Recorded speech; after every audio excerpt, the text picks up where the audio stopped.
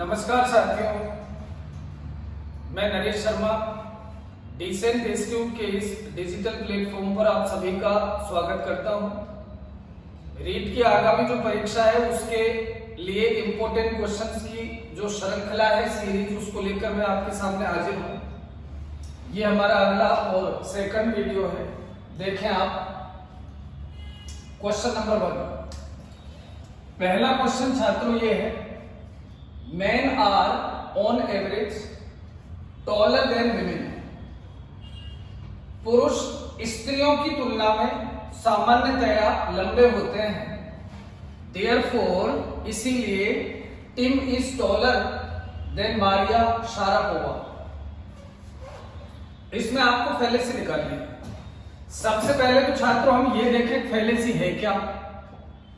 जब हम कोई स्टेटमेंट देखते हैं और स्टेटमेंट को देखकर हम आर्गुमेंट देते हैं और आर्गुमेंट कैसा होता है, इनवैलिड, यानी कि जो रीजनिंग हम देते हैं वो कैसी होती है, इनवैलिड, बोले अकॉर्डिंग नहीं होती, तो उसी को हम क्या बोलते हैं, फैलेसी। फैलेसी का अर्थ होता है इनवैलिड रीजनिंग, यानी कि अवैध जो आप तर्क देते हैं उसको आप बोलते हैं फैलेसी। अब छात्रों फैलेसी है क्या कि जब हम स्मॉल स्केल पर एक्सपेरिमेंट करते हैं और उसको हम पूरी जाति के ऊपर अप्लाई करते हैं तो उसको हम बोलते हैं फैलेसी ऑफ हेस्टी जनरलाइजेशन। यहां मैं आपसे कह रहा हूं men are on average taller than women. पुरुष जो होते हैं स्त्रियों की तुलना में सामान्यतया लंबे होते हैं। इसका मतलब यहां आप एक समूह की बात कर रहे हैं, यहां जाति का बोध कर रहे हैं, और यानी कि हम संपूर्ण की बात कर रहे हैं और यहां से हम एक पार्ट के ऊपर जाते हैं, एक अंश के ऊपर जाते हैं। तो ये दो जो फिगर आपके सामने है, ये दोनों क्या है, अपोजिट है। जब मैं आपसे ये कहूं कि my friend had been eating burger, pizzas and fries for 5 years and he has no health issues, therefore eating fast food is not unhealthy for you. तो अर्थ ये निकला कि जब एक्सपेरिमेंट हम एक या दो बिंदुओं पे करें और उसको हम पूरी जाति के ऊपर अप्लाई कर दें, उसको हम बोलते छात्रों हेस्टी जनरलाइजेशन, जल्दीबाजी में किया गया सामान्यीकरण। तो ए जवाब तो इसका है नहीं। अगला आता है पूरी जाति की हम बात करें, उसमें से हम एक बिंदु को निकाल के लाते हैं। जैसा मैंने कहा कि पुरुष सामान्यतया स्त्रियों की तुलना में लंबे होते हैं, इसीलिए एक हमने यहां बात की है किसकी, कपल की, और वो क्या है, Tim is taller than Maria Sharapova. यानी कि जब हम संपूर्ण से अंश की तरफ आते हैं तो इसको छात्रों हम बोलते हैं फैलेसी ऑफ डिवीजन। तो the correct answer is this. अब हमारे पास दो और बच गए, ये भी नहीं है इसका जवाब। अब ये जवाब क्यों नहीं है, मैंने कहा कि दो घटनाक्रम होते हैं, इवेंट ए होता है, इवेंट बी होता है, और अगर इवेंट ए को घटनाक्रम बी की वजह मान लिया जाए तो उसको हम बोलते हैं पोस्ट हॉक फैलेसी। वैसे भी हम समझते हैं पोस्ट का अर्थ बाद में होता है, बाद वाला होता है। जैसे मैं आपको बताऊं कि the rooster always crows before the sun rises, therefore the crowing of a rooster causes the sun to rise। मैंने कहा कि मुर्गा हमेशा सूर्य उगने से पहले बांग देता है, तो मुर्गे का बांग देना इवेंट ए होता है और सूर्य का उदय होना इवेंट बी होता है। अब निष्कर्ष में आपसे ये कह रहा हूं कि इसीलिए मुर्गे के बांग देने के कारण ही सूरज उगता है। तो जब हम कोई दो घटनाक्रम लेके चलें और हम घटनाक्रम ए को घटनाक्रम बी की वजह माने, उसको रिस्पॉन्सिबल माने, तो वो पोस्ट हॉक फैलेसी होता है। छात्रों ये अगला भी नहीं है, फैलेसी ऑफ इक्विवोकेशन। तो इक्विवोकेट करना का मतलब मध्यस्थता करना होता है, बराबर। इक्विवोकेशन का अर्थ ये होता है टू सेंटेंसेस आर गिवन, दो वाक्य दिए जाते हैं, दोनों वाक्यों में एक ही जैसा शब्द दिया जाएगा लेकिन उसके दो अलग अलग अर्थ निकल के आते हैं। जैसे हम अंग्रेजी में फिगर ऑफ स्पीच में देखते हैं पन, हिंदी में उसको बोलते हैं शलेष अलंकार। शब्द एक होता है लेकिन उसके अर्थ कितने निकलते हैं, दो। तो ये स्थिति आपको यहाँ देखने को मिलती है। यहां से पिछली परीक्षा में क्वेश्चन भी आया हुआ है कि नोइजी चिल्ड्रन आर रियल या ट्रू हेडेक। शोर शराबा करने वाले बच्चे वास्तव में बड़ी सिरदर्दी का काम होते हैं।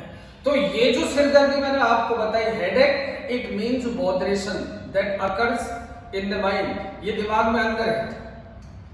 अब आगे सेंटेंस लिखा हुआ है कि 2 aspirins will make the headache go away, और 2 एस्पिरिन अगर ली जाए सिरदर्द की दवा तो वो हेडेक को दूर कर देंगे। इसका मतलब वो सामान्य जो सिरदर्द होता है उसको दूर करती है।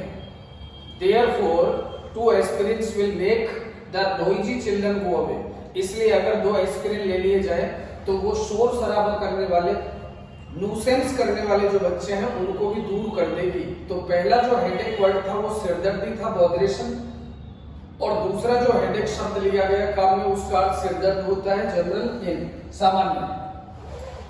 तो जब एक ही शब्द 2 बार इस्तेमाल हो, 2 वाक्यों में अलग अलग अर्थ प्रोवाइड करता हो तो उसको बोलते हैं फेलेसी ऑफ इक्विवोकेशन।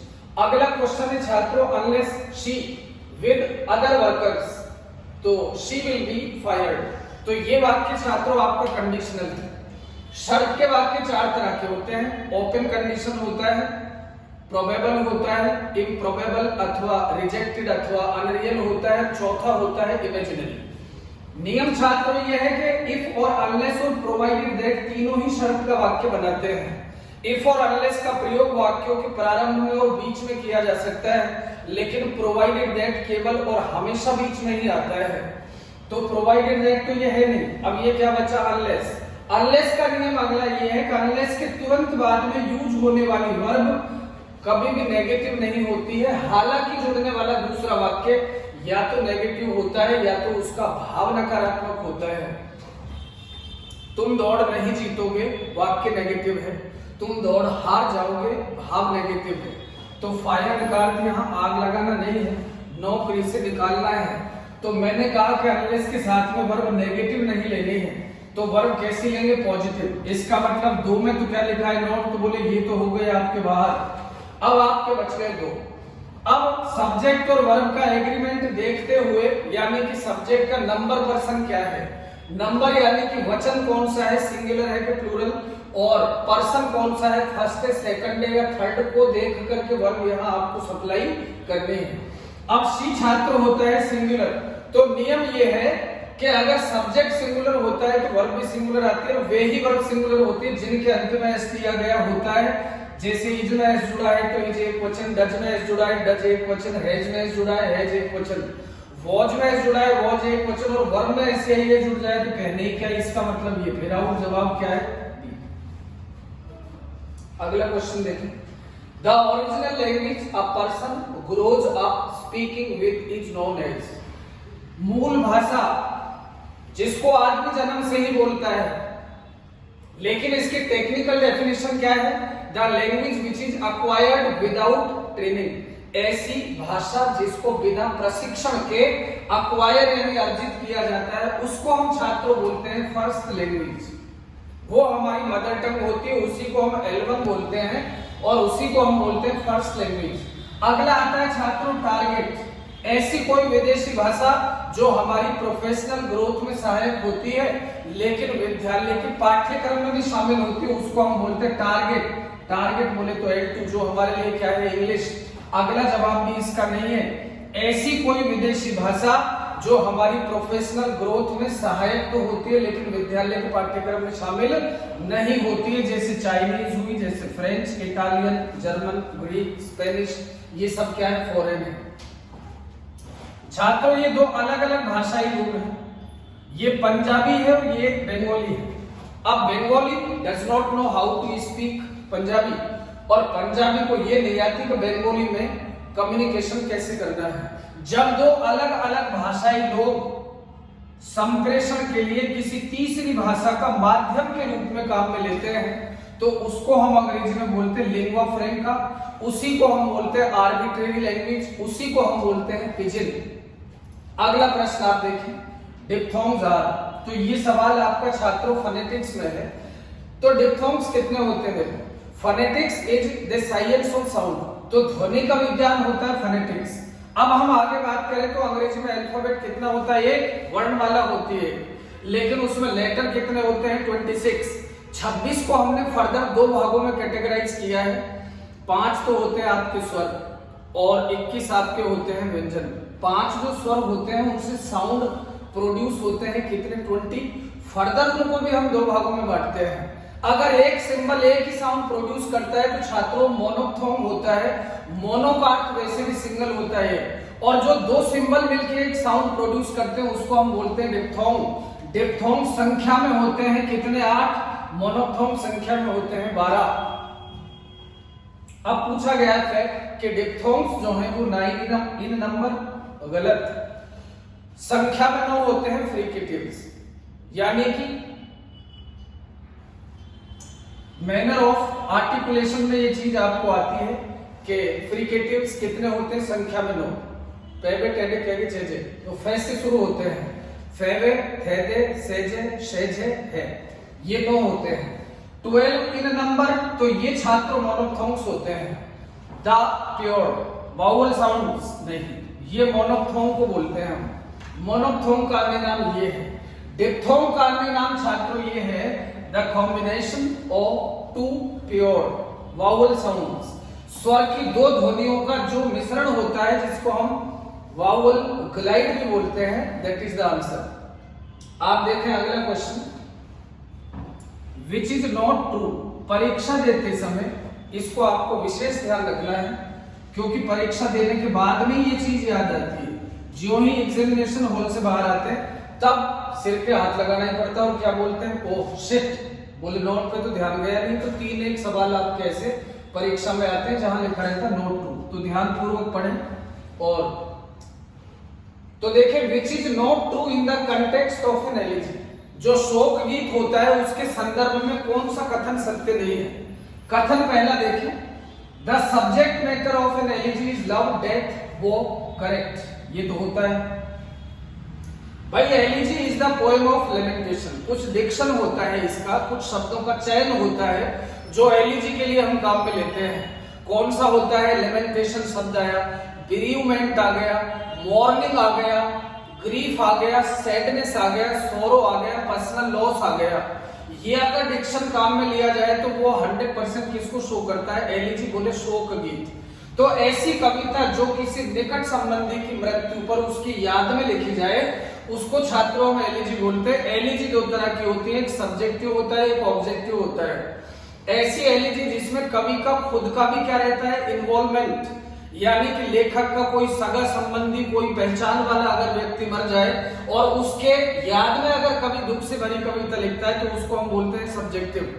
और ऐसी कविता जिसमें ऐसे व्यक्ति के प्रति संवेदना जाहिर की गई है जो कवि का क्या नहीं है, ब्लड रिलेशन में नहीं है, उसका सगा संबंध नहीं है, तो एलिजी कहलाती है ऑब्जेक्टिव। तो एलिजी 2 तरह की होती है, सब्जेक्टिव और ऑब्जेक्टिव। एलिजी की जो विषय वस्तु होती है छात्रों को लव हो सकती है, जिससे प्रेम करते हैं और वो मर गया अथवा मर गई, तो उसकी याद में आप क्या लिखते हैं, एलिजी। तो बोले थीम क्या हो सकती है, लव। डेथ, ये तो हम सब जानते हैं, वॉर। कारगिल का युद्ध 1999, अब उसमें कोई व्यक्ति शहीद हो गया जो आपका परिचित नहीं है, लेकिन आपने अपनी वेदना प्रकट करते हुए एलिजी कंपोज कर दी, तो वॉर भी हो सकता है। तो एलिजी कौन सी कहलाएगी, ऑब्जेक्टिव। अगर आपका अपना है तो वो कहलाएगी सब्जेक्टिव। तो ये तो नहीं है, बोले तो हाँ में है, हमको चाहिए नॉट ट्रू। अगला आता है द पोइट्स सैडनेस। अब आते हैं छात्रों एलिजी के फेजेस, यानी कि चरण होते हैं 3।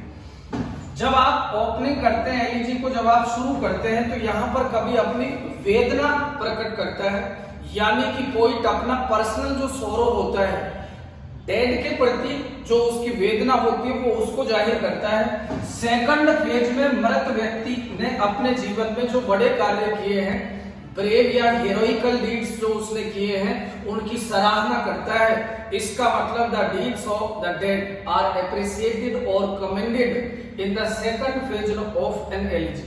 ये एलिजी के दूसरे चरण में आती है।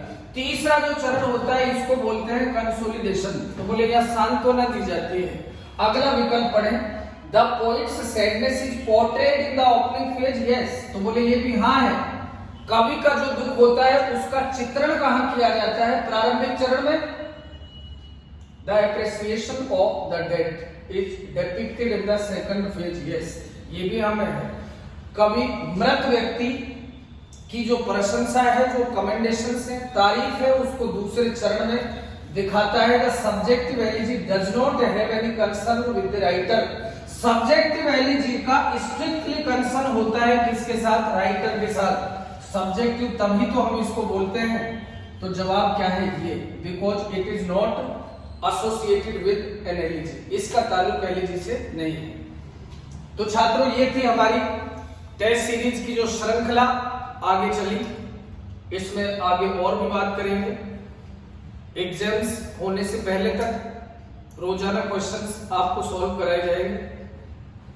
वीडियो को ज्यादा से ज्यादा लाइक करें, शेयर और सब्सक्राइब करें, जिससे मुझे मोटिवेशन मिलता रहे और मैं और रोचक जानकारियों के साथ आपके सामने पेश होता रहूं। Thank you very much. नमस्कार।